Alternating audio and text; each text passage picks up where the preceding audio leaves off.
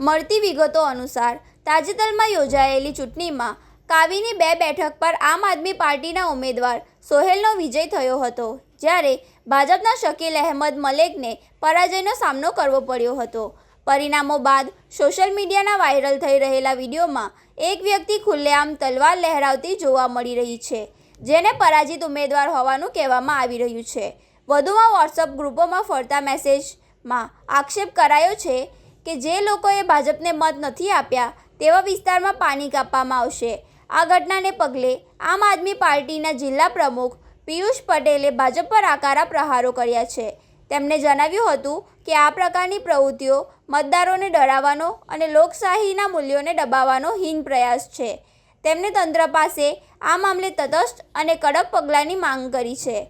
ઘટનાની ગંભીરતાને જોતા કાવી પોલીસ હરકતમાં આવી છે।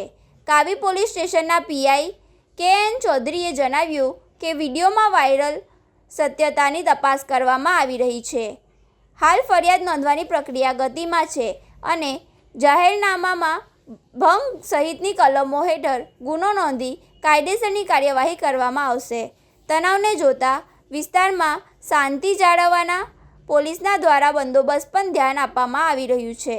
ચૂંટણી બાદ લોકશાહીના પર્વમાં આ પ્રકારે શિસ્તભંગ અને હિંસક વલણ સામે આવતા સ્થાનિકોમાં રોષ જોવા મળી રહ્યો છે। તંત્ર પાસે અત્યારે શાંતિ જાળવવી એ સૌથી મોટો પડકાર બની રહ્યો છે।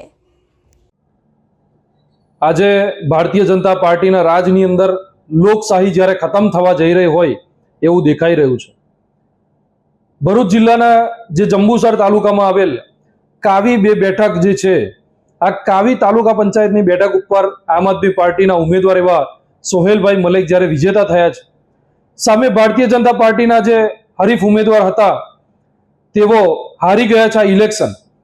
ત્યારે એમને ખુલ્લેઆમ જ્યારે તલવાર કાઢી અને તલવારો કાઢી અને એમને વિડીયો અને પોસ્ટ વાયરલ કરી ને ખુલ્લામાં ધમકી આપી, ગ્રામજનોને, જનતાને ધમકી આપી કે અમે તમારા ગામનું પાણી બંધ કરી દઈશું ને આજની તારીખની અંદર એ પાણી પણ એમને બંધ કરી દીધું છે।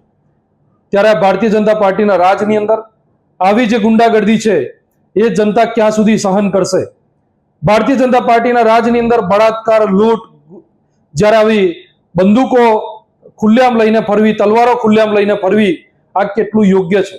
આ ગુજરાતના આવનારા ભવિષ્ય માટે ખૂબ શરમજનક વાત છે કે આવી રીતે જ્યારે કોઈ પણ પક્ષનો ઉમેદવાર જ્યારે જીતે છે, આમ આદમી પાર્ટીનો આટલો દર સાનો આમ આદમી પાર્ટીનો ઉમેદવાર જ્યારે જીત્યા છે, ત્યારે એમના ઉમેદવારને કંઈક હેમખેમ પ્રમાણે એમને દબાવવાનો પ્રયત્ન થઈ રહ્યો હોય એવી પ્રકારની આ તાનાશાહી અત્યારે ચાલી રહી છે।